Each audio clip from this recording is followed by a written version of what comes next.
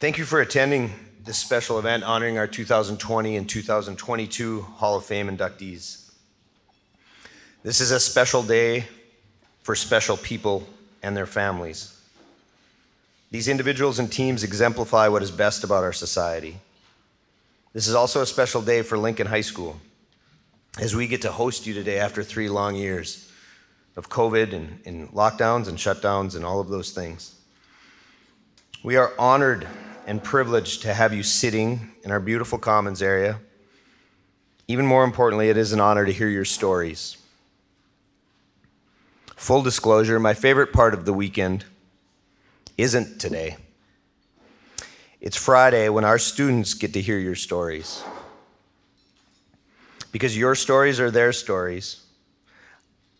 Undoubtedly, there is a Buzz, a Jeff, a Joe, or a Kaylor sitting in the bleachers, listening, and realizing that they too can have an impact on the lives of others. At Lincoln High School, we talk every day about the Prowler Way. Quite frankly, we probably need to talk about it more. But the Prowler Way is essentially our core values. These core values match our inductees today, and each one of them, if asked, could identify with what we are trying to build at Lincoln High School.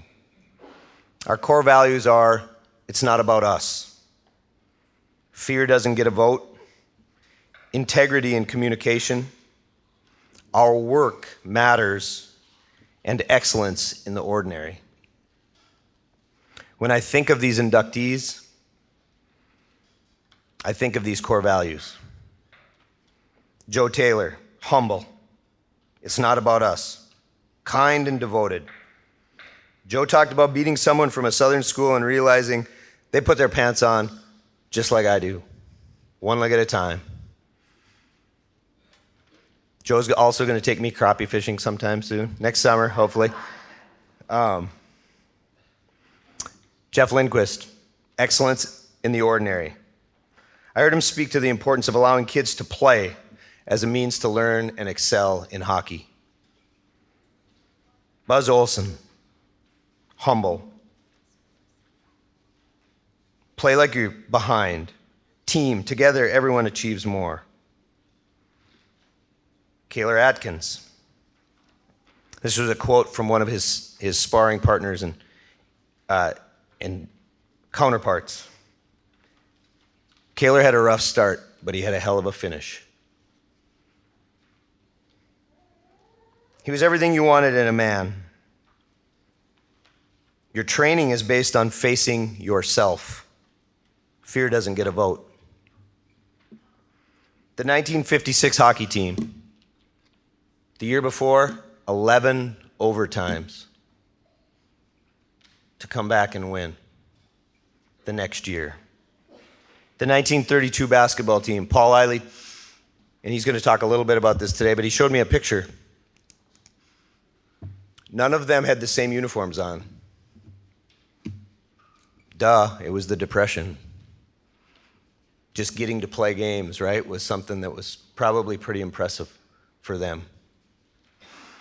So this is an impressive group of people. We're honored to have you here. I sadly never took advantage of these events when I was coaching. And now I'll never miss another one. So thank you very much. We're going to have Austin Fellman, one of our students, give the invocation. Then we're going to enjoy a dinner, and we'll get started on the ceremony. Thanks again.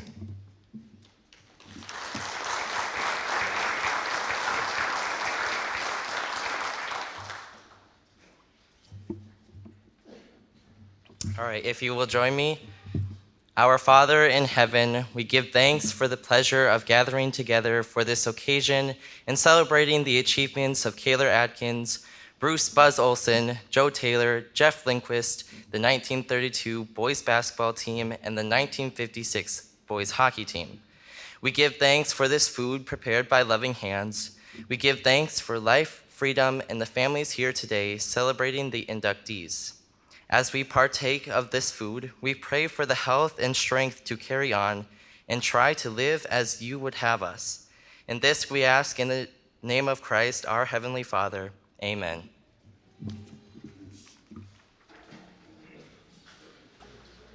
In this day and age of supply chain issues and workforce issues, we had 3 of our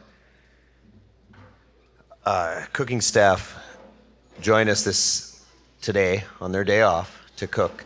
I was going to save my thank yous till the end, but I think we should give,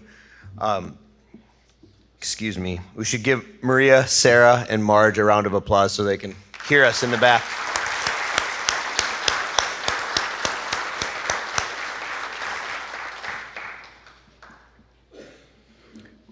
Up next, we'll have Amelie McLeod with the history of the Prowler name.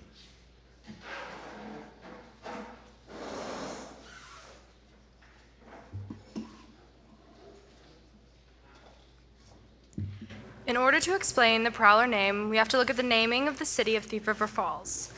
The Sioux Nation's name for the river was Wamis-Waktpa. If it were translated correctly, thank you, You're great. it would have been known as the Secret River. However, the translation was done incorrectly by mispronouncing one syllable. And it was first known in the English language as Robber River. It was later changed again to the current Thief River. As the town was forming and deciding on a name, they decided to use one of the rivers in the town, and thus it was incorporated as Thief River Falls. In the late 1800s, there was an amateur baseball team by the name of the Thieves. So when the school started and a nickname was needed, they didn't want the school children to be named the same. Thus, they took the less offensive or subservient name, the Prowler, and it became attached to the school. The first annual, or yearbook, had a sketch of a man with a hood on, creeping around a house with the title of the annual, The Prowler. A sketch in later years used a man covering half of his face as the Prowler. It wasn't until 1920 that the school started to associate the mascot with the Prowler cat.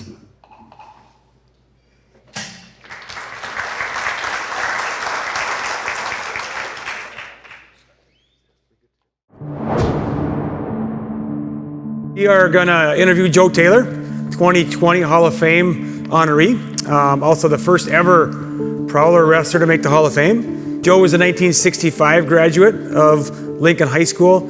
He won the state title in 1964, the first ever Prowler wrestler to win a wrestling state title, first ever Region 8 wrestler to win a state title, and at that time Region 8 encompassed most of the northwest part of the state. It was a one-class system at the time. And then Joe was also an all-conference football player for the Prowlers. Why did you decide to wrestle? Basically because there was I'm gonna call him a bully. When I was in 5th grade, when I came here to Thief River Falls from International Falls. And he had a habit of picking on me a lot. And then he went away, and Coach Folger had classes for us wrestlers in grade school. So I went off for that, and I found that I really liked it. It was really enjoyable. The 1964 team won the region title in Bemidji. Was that a pretty proud moment for Prowler Wrestling? Do you remember much about the team winning? Yes, it was. It was during a blizzard, no less. And it was really, really nice. It was the first one. And Bemidji and Park Rapids were always the powerhouses back in those days. We dethroned them, so it was a really good feeling. Bemidji has always been a thorn. Yeah, they still are. So you placed in the state tournament 3 times. Unheard of for wrestlers from Region 8. What do you think the secret to your success was? Well, I believe it was coaching. I really had some good coaches, and everything that they could teach me, I would take in. And anything that I would see on the mat, either wrestling a wrestler or watching other wrestlers wrestle, how they would make these moves. And some of those moves I actually picked up on, and I would bring them home with me. Was it intimidating wrestling all the top guys from the big schools the first times you went down to the state tournament and all the times? It really was, because they were all super, according to northern Minnesota. It was like we were up here, we're the hockey power. But in wrestling, it was the cities in southern Minnesota. What really helped me was Coach Schaff got me to wrestle a guy from New Brighton, and I threw him around. So that really was a conference builder, that we can compete with these guys. What were some of your favorite memories from the 1964 state tournament? Well, I guess the big one is winning it. The guy I went against in the state championship, he was one of my easier matches. So I was on the tough side of the bracket. I had two guys that were just as strong as me and just as quick that I had to literally, I think the reason I won him because I was in better shape. Because the one guy I could feel he was getting tired, and in overtime I got an escape and beat him 1-0. You won 2 overtime matches on your way to the state finals. So one of them you got an escape and won by 1 in overtime? Yes. And then how was the other one? That was, I believe that was an escape also. So there was 2 matches, was 1-0. Now, I gave up 2 points during my run for the state championship. And both of those points, I gave it to him. I was ahead, one guy I think 9-0, and I just let him escape. That's what we were taught to do back then. And even in the championship round, I did the same thing. I think it was 5 seconds left. I let the guy up and let him go. I always regretted that. Because you could have had a flawless run. Could have had all zeros. Yeah. When I've had people say you were really strong. Yes. And you mentioned that. And then you mentioned being in really good shape. Correct. You attribute that to probably your coaches and teammates, and you worked hard, Well, Joe Folger was my very first coach. He was a very good coach. He had a lot of patience. Coach Schaff came along in 9th grade. Now, the thing about Coach Schaff, when we first met, we met down in the gym that was downstairs. And he made me wrestle him, I bet you, for 45 minutes. And I had a football game to play that night. So my coach was really upset with me that I exerted all this energy wrestling. How was I going to do in his football game? Turned out we won the game, and I think I even scored a touchdown. So is Al Schaff a pretty good wrestler? He was a good wrestler. Okay. You were also a tremendous football player, all conference your senior year. What were you good at in football, and what made you good at football, do you think? I was very hard to block. So if they had a running play coming at me, I could throw them aside because of my wrestling experience. That gave me the ability to push any. I would face several blockers that time and would have no problem getting by them and getting to the running back. So wrestling really was a big advantage. You even hear it on TV where a wrestler in college or pro football is tough to block. Yeah, and that's a good attribute for wrestlers, yeah, all the way through. From worked in the 60s, it still works today. Wrestlers make good middle linebackers. I remember my very first A squad match. I was in 7th grade. Now the guy that wrestled A squad, I could beat him during practice, but the coach, DeCourcy, would wrestle him because he was a senior. But he got sick one time, so I got to wrestle. And going from 1-minute periods to 2-minute periods as a 7th grader, I was totally exhausted. But I did beat the guy, I think it was 5-4. And my teammates, they were so happy for me, they carried me off the mat. They had to carry me off the mat. I was exhausted, but I fought with my whole heart to beat that guy. Yeah. That was really a memorable match for me. I think a lot of people don't realize how tiring wrestling is. Oh yeah. It's an exhausting sport, even though it's only 6 minutes. Joe is somebody that embodies prowler wrestling, and I'm really proud that Joe was elected to the Hall of Fame this year. I want to congratulate Joe from the Prowler Wrestling Club, from the Prowler Wrestling team, and just Lincoln High School. Congratulations, Joe. Thank you.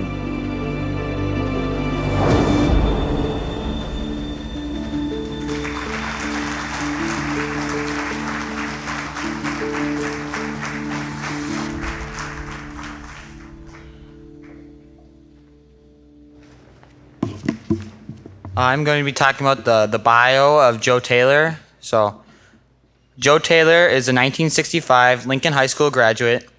Joe Taylor is certainly the face and name of prowler wrestling in its first half century.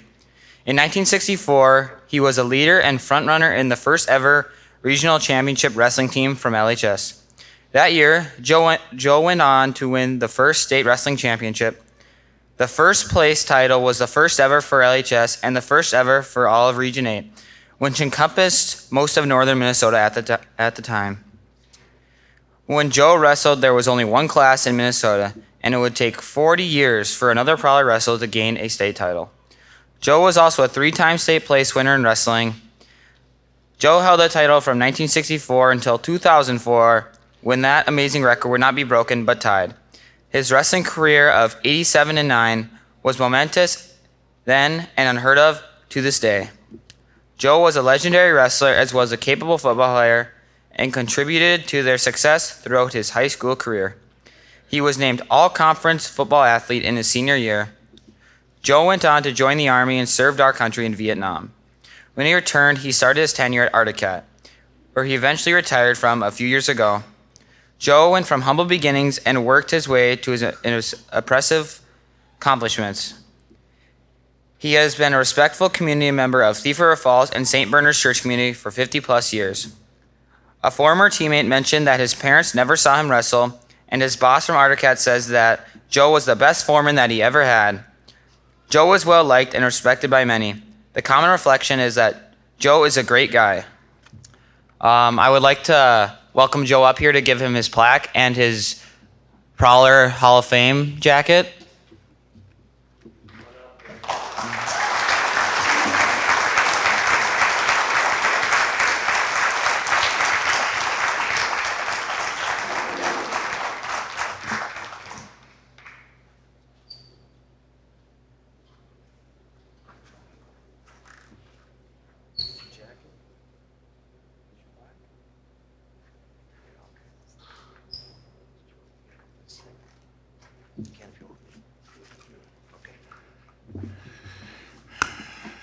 Like I said yesterday, it was such an honor to represent this community and all the friends, and there's even a few wrestlers here. Dean Kalsagan is one that I know of for sure. Him and his brother and a couple other guys. I used to wrestle 3 of them at a time.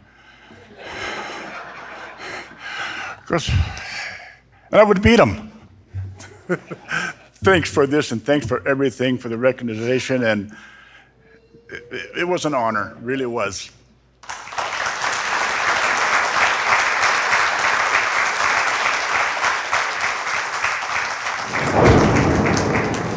The awards are something that come after, but the fun part is the journey.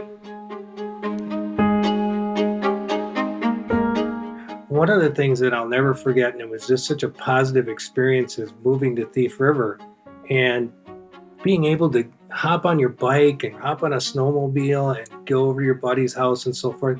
Those were experiences I never had in the Twin Cities. And it was just awesome. You know, you throw your glove on your handlebars and you bike with your buddies to the field and go play baseball. It was great. I got a social studies position and I coached assistant football, head hockey, and assistant baseball for 4 years in Red Lake Falls. I remember we played the Prowlers in hockey and lost big time, but enjoyed the experience, and I got to see Coach Chido and catch up with him because he was assistant with Coach McGann when I played. Then after Red Lake Falls, I went to Devil's Lake for 2 years and was there assistant football and head hockey, and had a wonderful experience there, but I was a 25-year-old single guy and there wasn't much to do there, so it wasn't going to last very long. But I had a great experience. Our hockey team went to state both years, and so that was a lot of fun. And then I took the Fargo South job. That program was really on the rise and had a great experience, and taught at Agassiz Junior High. And then I was actually doing the Detroit Lakes hockey camp in the summer. And I got called off the beach during our little break, and a guy from the Twin Cities had called me about interviewing for the Blake job. And I thought, so I called one of my friends who was coaching in the Twin Cities. I said, is Blake any good in hockey? And they said, oh, they're really good. I go, oh, okay. So I was kind of curious, and I wasn't really looking to move from Fargo. But then I interviewed down there, and things just led to things, and I ended up taking the job and was at Blake for 13 years. And at Blake, I coached hockey and golf. Stayed there for 13 years. And then the last 18, I've been at Bloomington Jefferson. I was in the Minnesota High School Hockey Coaches Association for many years. And I worked my way up and did the deal vice president to president-elect to president to past president. And then I actually served a couple years as executive director. Enjoyed my time, met a lot of great people, and got to be one of the guys that decided the future of hockey, some of the decisions. One of the things that we did when I was there, we increased the amount of games for high school hockey from 22 to 25.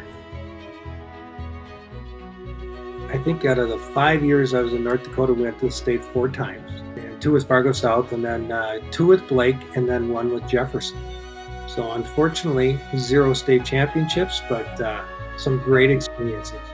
Getting a group of kids together and getting to know them individually and coaching them different. And I love the challenge about putting them in the right places where they could succeed and our team could succeed. And I love challenges. Anybody that knows me, I love the kids. And what was really special about it is when we did something special. I just enjoyed those times, and I many times would sit back when they would celebrate. I would just sit back and watch, and just got a lot of pleasure out of that. The greatest glory is not in never falling, but rising after your fall. Because there's so many times during their life that they're going to run into a situation where they run into struggles and so forth. And be that type person that is somebody who's confident and has enough work ethic and so forth to rise up in those tough situations. So it was not only a life lesson that I talked to our team about many times, but it was a good lesson during the hockey too. Okay, that was a bad period. We didn't play very well, but now we show what we're made of. Being a Prowler was very exciting for me and very fun. I enjoyed it. Enjoyed my 7 years in Thief River, and just a lot of positive memories from my high school.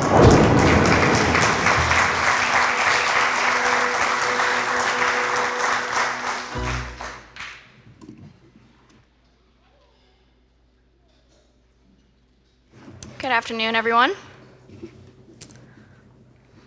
Okay. Jeff Lindquist lived his early years in St. Paul and Shoreview. As a teenager, he moved to Thief River Falls, where he graduated and played sports at Lincoln High School. After high school, Jeff attended college at Concordia College in Moorhead. Jeff spent 38 years as a head hockey coach, working his way from Red Lake Falls, Devils Lake, Fargo South, and the Blake School, ending his career at Bloomington Jefferson, which was presented in this lovely video. Along the way, Jeff compiled a list of very impressive accomplishments. It's kind of long. 7 state tournament appearances from 1985 to 2005. 1986 North Dakota West Region Coach of the Year. 1989 North Dakota State Coach of the Year. Minnesota Section Coach of the Year 1994 to 2005. The Maroon Gold All-Star Game Head Coach 1994. 14 Conference Championships 1990 to 2017. 2 years on North Dakota Coach Association Executive President, 1987 to 1998. 14 years on Minnesota Hockey Coaches Executive Board, 1993 to 2007. Jeff and his wife Robin have been married for 25 plus years. Robin was into hockey long before she met Jeff. She followed her brother's hockey career through high school and college. It has been said she married Jeff for his high school state hockey tournaments. She told me it was true. Personally, she has worked as the administrator for High School Elite League since 2006. Robin and Jeff have 2 boys named Jonathan and Nicholas that played hockey and other sports for Jefferson as well. I would also like to present Jeff with his plaque and his jacket as well.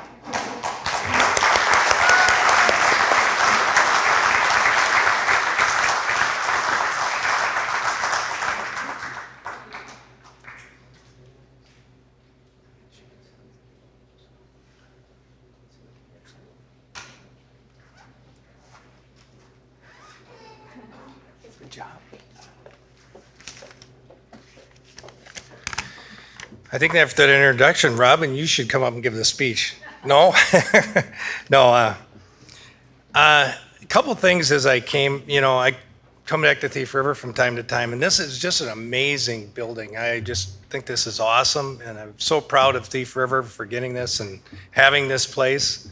I want to start by thanking Scott, Chris, and Summer for an amazing 2 days. There's few things in life that exceed your expectation. These 2 days did by far. Thank you very much.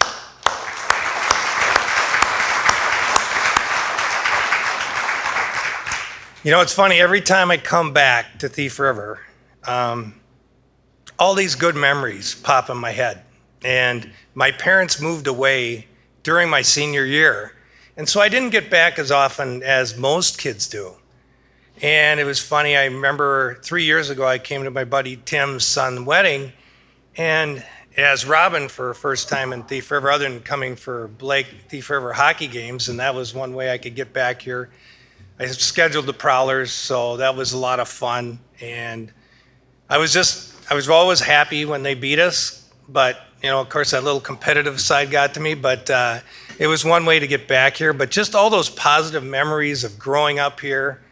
And the one thing I did when I talked to the kids in the thing, I says, recognize how awesome a place this is to grow up. Enjoy it, because it goes fast. And it's just a great place to grow up. I enjoyed it here. My high school career, my high school sports were awesome. We talked a lot about my coaching, but the great experiences I had here, the great coaches I had. I was talking to Coach Wenberg before, and Coach, I got to tell you, you made me faster as a hockey player. You know why? Because when we practiced in the old arena, the guys who won the races at the end didn't have to shovel. And I got a lot faster because of that. Thank you. I became a coach a lot because of the experience I had with my coaches. Coach Sims, Coach Pete, Coach Schmitz, Coach Skave, who I saw on the board up there, and many others. My experiences with them were very positive. And I never thought leaving Thief River that I'd become a coach and a teacher.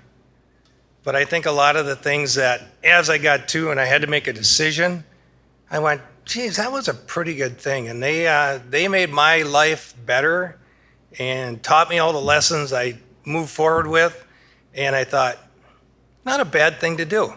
And 38 years of coaching hockey and 42 years of teaching. And now I'm getting towards the end of that and looking forward to that. So talking to the retired guys, I go, I'm almost there, guys. I'm going to get there. So, but anyways, they were a big influence on me and all the things that I did. And one thing I want to do for sure is I want to congratulate the football team for the big win last night. That was awesome. And playing football here was a great experience, and I enjoyed it a lot. And Buzzy and I were talking about playing quarterback for the Prowlers. It was a great experience doing that and just having a great time, winning with your buddies. That was the big key for me, doing stuff and celebrating and so forth. And, I just enjoyed those things. Even when we lost, we'd go out and, talk about it for a little while and get back to our old things. But it was just all about hanging with your buddies and having good experiences and so forth. I want to finish by thanking all my family and friends for coming, taking day off and coming up here and helping me celebrate. Thanks for everything, and thanks for the great experience, you guys.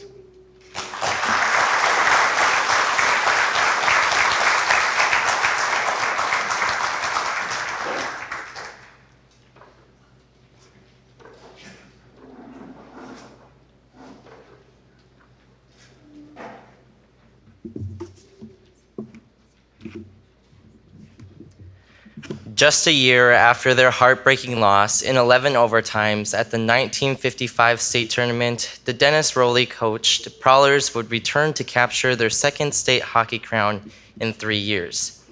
They posted a 3-2 victory over Edina Morningside in 3 overtime periods, with Chip Strand scoring the winning goal. A 3-0 semifinal win over the Eveleth Golden Bears, and a 3-2 decision in the final against a speedy International Falls team.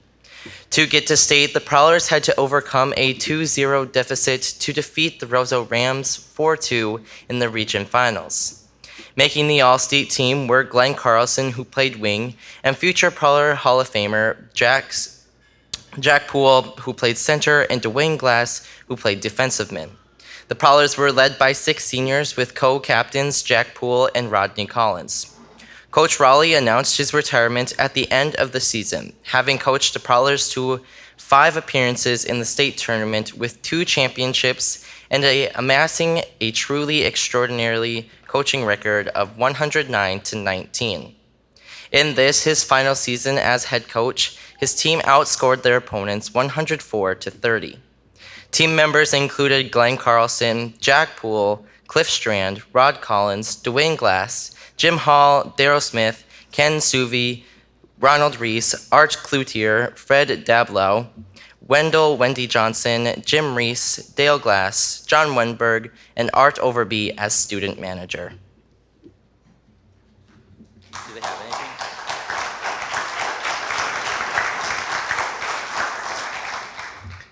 Dale, would you like to receive the plaque? Mr. Dale Wenberg is going to receive the plaque. He does want everyone to know he was only in 8th grade when this happened.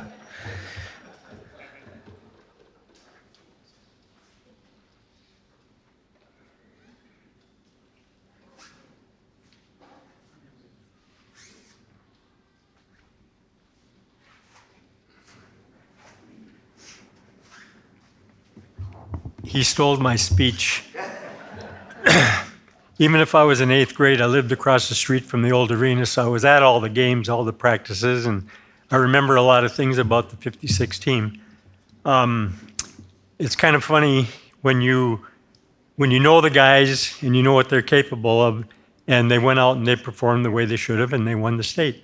So it's too bad that they couldn't be here, or any of them couldn't be here today, but I'm proud to accept it for them. I don't know where I'm going to hang this or put it, but maybe I'll just give it back to you. I don't know. Unfortunately, a lot of them are dead. I think there's only 4 living, but it's a pleasure to be here, and I congratulate all the other inductees tonight, too. Thank you.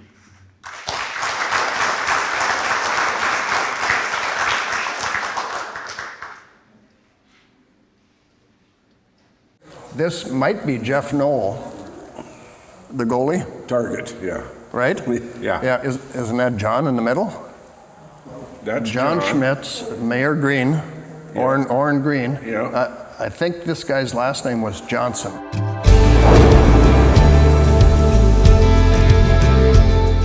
Okay, with us today is Prowler Hall of Fame inductee Bruce Buzz Olson. How'd you get the nickname Buzz? You know, it's a very good question because I honestly don't have the answer. I've been called Buzz my whole life. Can we hear about your family and where you currently live? I have 3 kids. I have a daughter and 2 sons. My daughter's the oldest. She and her family live in West Virginia. My oldest son and his family live in Minnetonka, Minnesota. My youngest son and his family live in East Grand Forks. Okay, and your wife? Unfortunately, Nancy passed away 2004. So your hometown is Thief River Falls, correct? Well, yes and no. We lived in Newfoundland until 5th grade, and then we moved to Thief River. I graduated in spring of 1965, the 64-65 school year, and I participated in football in the fall, hockey in the winter, baseball in the spring, and American Legion baseball in the summer. Oh, you were busy. You were very busy. Okay, Buzz, what did it mean to you to be a Prowler and wear the blue and gold? Oh my goodness, you know, having come from Newfoundland, with a very small community, I mean, first of all, I couldn't believe that someone from Newfoundland could play for the Prowlers. Yeah, it meant the world to me. Yeah, you know, I learned to skate on a small outdoor rink in Newfoundland, but never played an ounce of hockey until I got here and played for Northrop. I was elected captain for all 3 seasons for football, hockey, and baseball. Oh, that's great. That's awesome. You played hockey for 4 years at Bemidji State. Mm-hmm. Can you tell us about that experience? Oh boy, I have nothing but excellent memories of having played for the Beavers. At Bemidji, you were named to the all-tournament team in 1968. What can you tell us about playing in the national championship game that you and your team won? Oh gosh, lots of good memories. First of all, I had tremendous teammates. We had a really good team. Where did you start teaching and coaching after you graduated from college? You know, I had one and only job. I started teaching in the fall of 1969 in East Grand Forks, and I taught 36 consecutive years, retired in 2005. Oh gosh, so you taught, was it physical education? And health. And health. Same as me, we Exactly. both taught PE and health. That's awesome. I actually coached our freshman football team for 34 years. Just like Coach Pete. That's right. Oh, we coached against Coach. Each other. Yes, Oh my many. gosh. Coach Pete and Coach Schmitz. Yes, and then I coached hockey in the winter, and coached track and field in the spring. When did you start officiating hockey, and how many hockey games would you say you have officiated? I started officiating in the 1979-80 season, and oh gosh, I'm quite certain I've officiated over 1,000 games. My oldest son also was a hockey referee, and he and I were the first to be selected father-son officiating team at the Minnesota High School State Tournament. That's exciting. That's awesome. So would you today now, if you were to talk to the youth, what would you recommend to them about going into hockey officiating? Well, with a lot, nearly all referees were former players, and you know, you eventually reach a level where your playing days are over. Officiating allows you to continue being part of a game that you know, that you grew up playing and loved to be involved with. Right. Okay, you also received the USA Chet Stewart Award, specific to hockey officiating.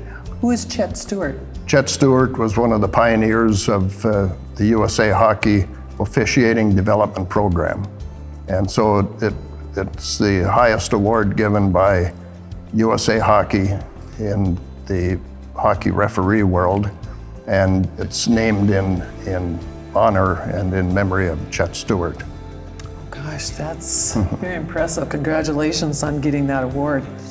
Okay, the Distinguished Hockey Official Award was presented to you by the Minnesota State High School Coaches Association. How did this make you feel? Oh my goodness, you know, I've been so thankful but yet humbled, you know, for having received the awards that I have received, and that too was an award received for my many years of officiating at the high school level. Wow. Being inducted into the Prowler Hall of Fame isn't your first Hall of Fame honor. Can you share with us other Hall of Fame? Sure.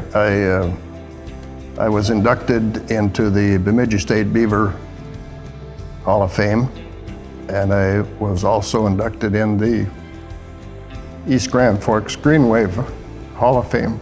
Oh, that's awesome, Buzz. I'm very honored to have been selected for this, because I know there's many other people that would be worthy recipients themselves, and I'm very humbled to be inducted into the Prowler Hall of Fame.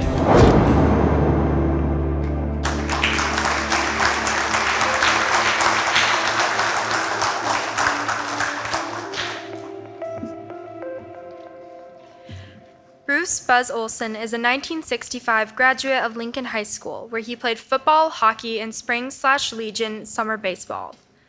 He was elected captain of all three sports in all 3 years he played. After high school, Buzz played hockey for the Bemidji State Beavers, being named the all-tournament team in 1968.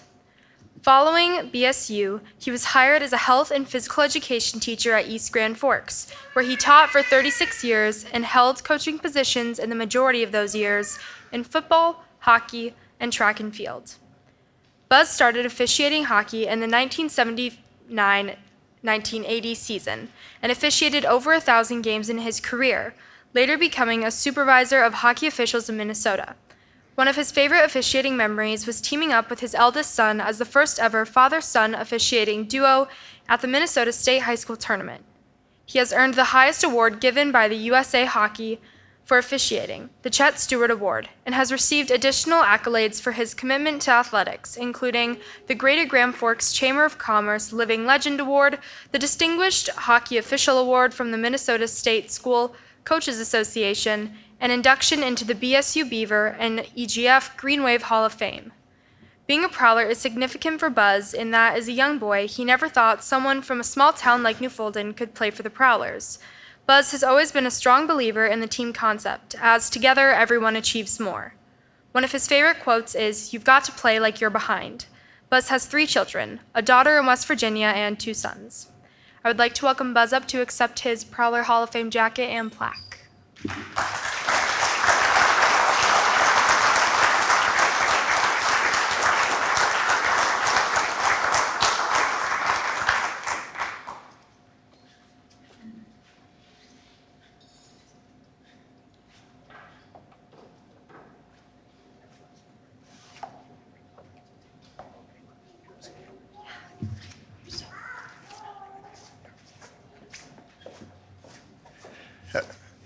A tremendous honor, but very humbling to be the recipient of the Prowler Hall of Fame.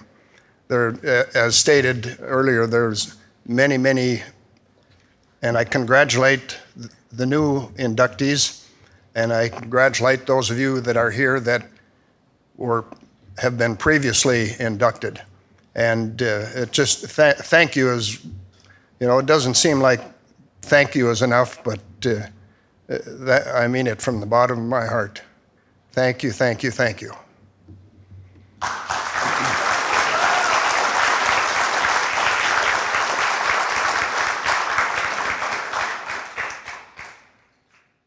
I was Norris's first black belt ever in 1964. And I learned so much from Kaler. It's just like I learned everything from Kaler. Norris and I were in little Tokyo in Japan, in LA, at a tournament. And we were getting ready to watch this tournament. We weren't competing in it. And there was this young man running around down on the floor. We were in the bleachers, and he looked so young to me. He looked like he was 20, 21. He was telling all these Japanese people that had their black belts on, their karate gis on, okay, let's do this. He was organizing the whole thing. And I told Norris, I said, who is that guy? He says, well, that's Kaler Atkins. He's Oshima's top student. I went, well, really? Couldn't believe it, He was like one of us. He was like, he was a guy that you could go talk to, and he understood what you were saying. And to me and many people over the years, he was the epitome of what Shotokan karate was, Japanese style that he trained in. He was the guy. If you walked into his house, there would be wall bookshelves from the ceiling to the floor. And there'd be thousands of books in there. And they're not just books. They were books on everything, all kinds of subject matter. And he was the type of guy that I felt could engage anybody that had a doctorate degree or a master's in any subject they wanted to talk about, and he could carry on an intelligent conversation with. Kaler had an incredible mind that way. He was always, he could be figuring, constantly thinking. He was a thinker, how can I make this better? How can this be better? And that's how things happen. That's how we progress. That's how in society and everything. He could be pretty outspoken, but whatever he was outspoken with, there was a reason for it.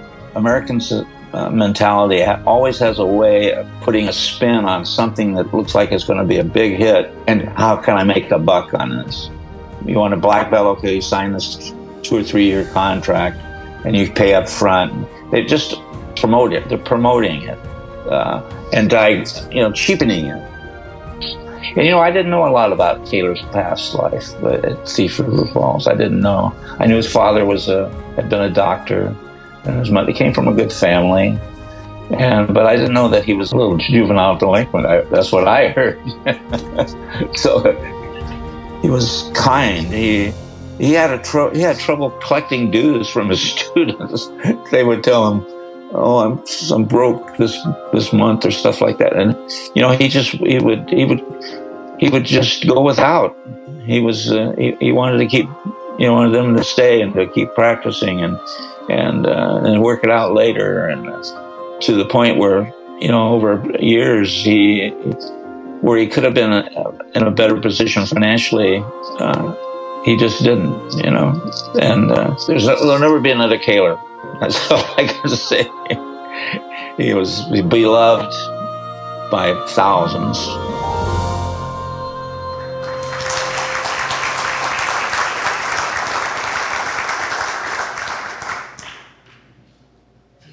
Kaler Marion Atkins, the son of Dr. Charles and Alice Atkins, was born on May 15, 1934, in Thief River Falls, Minnesota. He grew up in the big brick house next to Pennington Fast Loop, loving nickname Black Pete by his grandfather.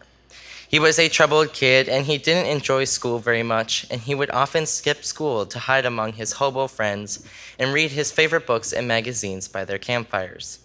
His mother would track him down and take him back to school. Kaler never completed high school but earned a GED in 1952.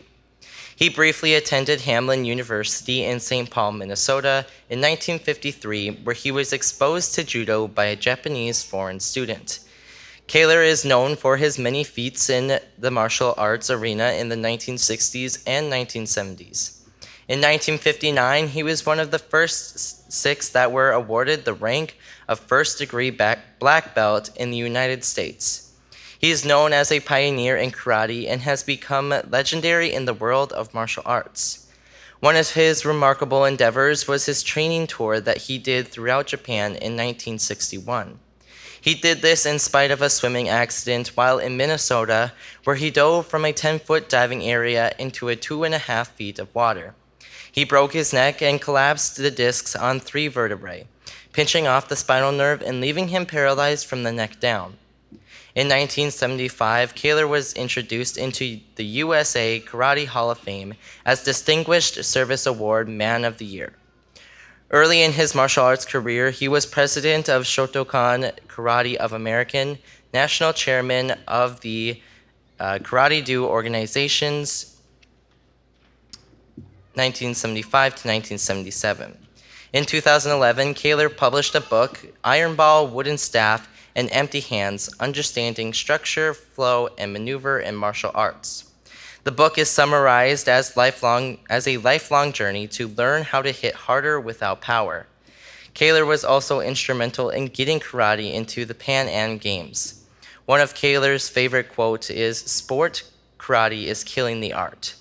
He said, "To me, karate should never have been turned into a sport because it can offer much more than any sport. For instance, it not only teaches you to develop your mind, but also your character. Certainly, sports can do this to a degree, but karate by itself can do much more to develop a person." Kaler moved to Pittsburgh, Pennsylvania in 2003 and was instructing karate up until his death on November 3rd, 2018, at the age of 84, while being cared for by his wife Carol and his children Stephen and Kristen. At this time, I will call up Jim Bridgman.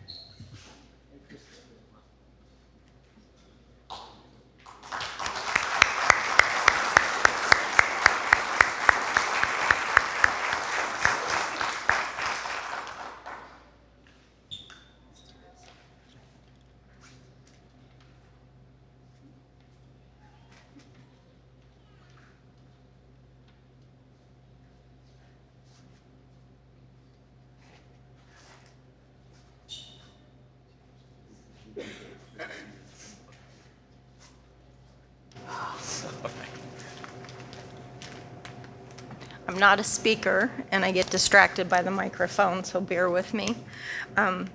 My dad devoted himself to karate in the 1950s, 60s, and 70s. He traveled the U.S. and to other countries teaching.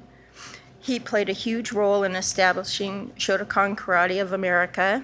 He received many awards, and he served on many committees. He was the karate chairman of the AAU in the 1970s. When he was working near home, our mother, Ordell Adkins, who was a Thief River Falls gal, was greatly involved and supportive. He didn't seek recognition. He was a humble man. And I want to thank you for honoring him. He'd be very appreciative. Thank you.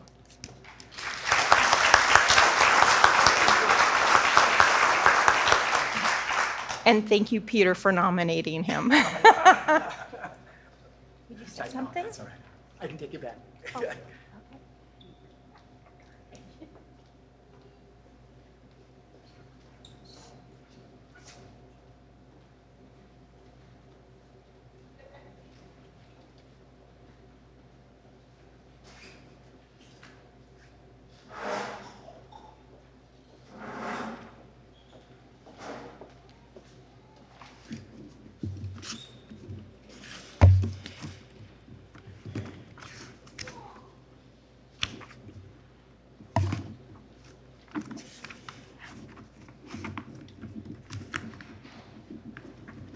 I will be speaking for the 1932 boys basketball team. According to 1932 Prowler Yearbook, the 1931-32 basketball squad coached by Roger W. Doley experienced more success in this season than any high school team in the history of basketball in Minnesota. This season remains the most successful ever in Prowler's boys basketball as they posted a remarkable 23 consecutive victories, including the district, regional, and state championships. In the district tournament, the Prowlers turned back Olkey 53-5, defeated Warren 38-10, and edged East Grand Forks 19-18 in the championship. They went on to swamp Twin Valley 46-16 in the opening round of the region tournament and beat the Bemidji Lumberjacks 29-19 in the championships, taking advantage of all Bemidji's mistakes. At the state tournament played in University of Minnesota Fieldhouse, the Prowlers defeated Ballatin 31-17. They went on to play Winnowa in the most outstanding game of the tournament. Their cool, calm, and collected style of playing, despite the odds, earned them a trip to the finals with 17-12 victory. The Prowlers met Chisholm in the finals, and from the opening whistle of this matchup, there was no doubt who would be the state championships. They completely outclassed their rivals in all departments of the game, winning by a score of 21-15. The 1931-32 squad was led by the top scorers and all-state players, Weldon Kilty, John Chomey, captain. The team also included Arthur Myrom, Lloyd Ansted, Arthur Standom, Ingvold Hendrickson, Paul Dole, and Lawrence Nicholson. Thank you.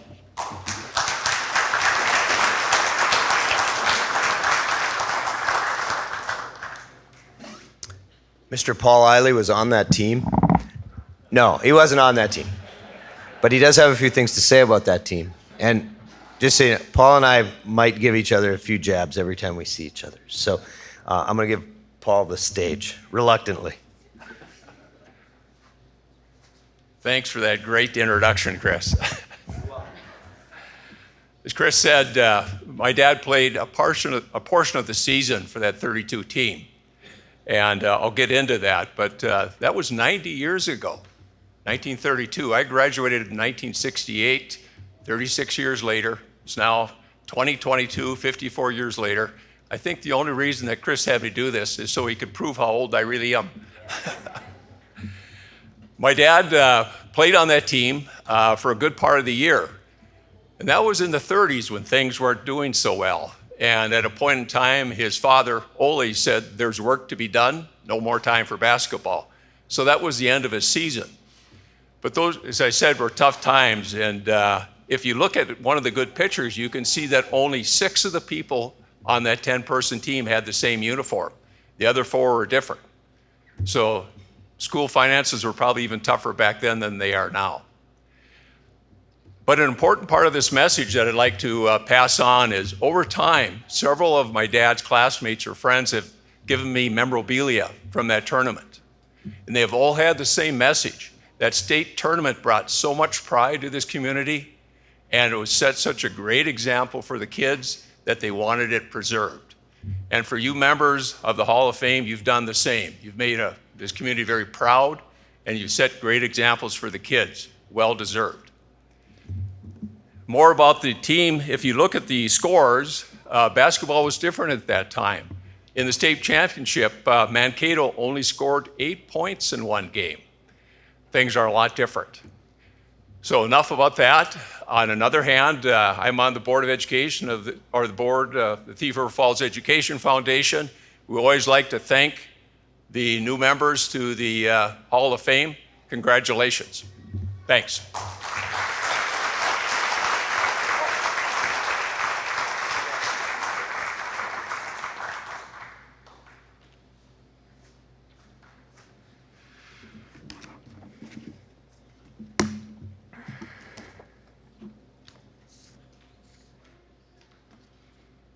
So this concludes our program.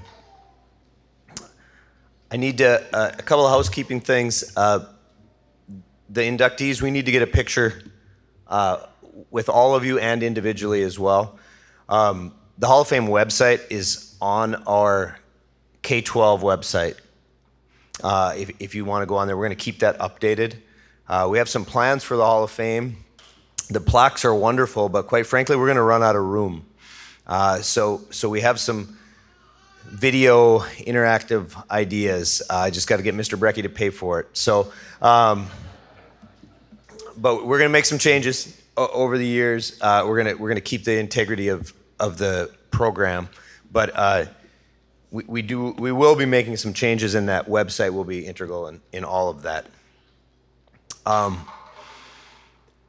I stated earlier in the program, this was extraordinary for me. This was the first Hall of Fame banquet I've ever attended, and I'm not proud of that. The stories here today are incredible. And they were done, I don't even want to use the word ordinary, extraordinary people, ordinary people doing extraordinary things. And I can't thank them enough for sharing their story. Pete apologized to me a couple times during the summer. Pete told him, he's like, I think I'm bothering you. And I said, no, I'm not bothering, you're not bothering me. I just don't know what I'm doing. I had been about a month into the job, and we were working on this Hall of Fame banquet. So with that being said, there's some people that I need to thank. I want to thank all of you for a wonderful weekend. I want to thank some pretty special people in the room today. Those include our student speakers. Thank you very much.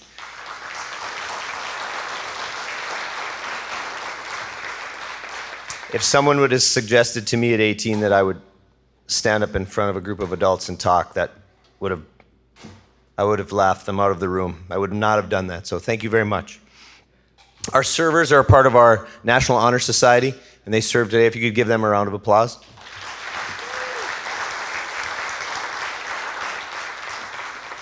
I'm guessing some of those kids would have liked to have slept in today. They had a homecoming dance last night, so we are appreciative of that.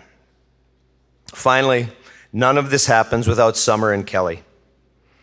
Had I been planning this, we would have been having breakfast pizza and orange juice out of some styrofoam cups, probably. Thank you. Buzz said it best. He said, thank you is not enough for the work that you guys have done. So, thanks.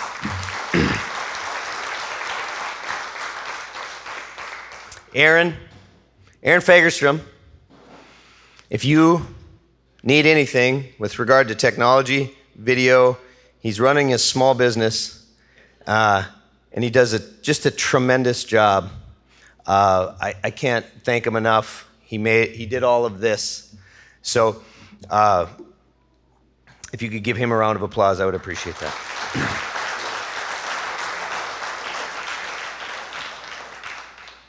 And finally, to our inductees, thank you for sharing your time, your treasures, and your talents with us.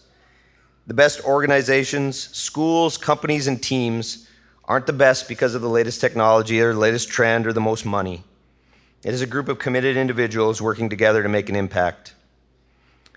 Class of 2020 and 2022, you have made an impact. Thank you.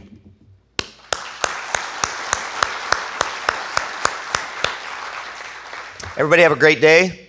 Go Gophers.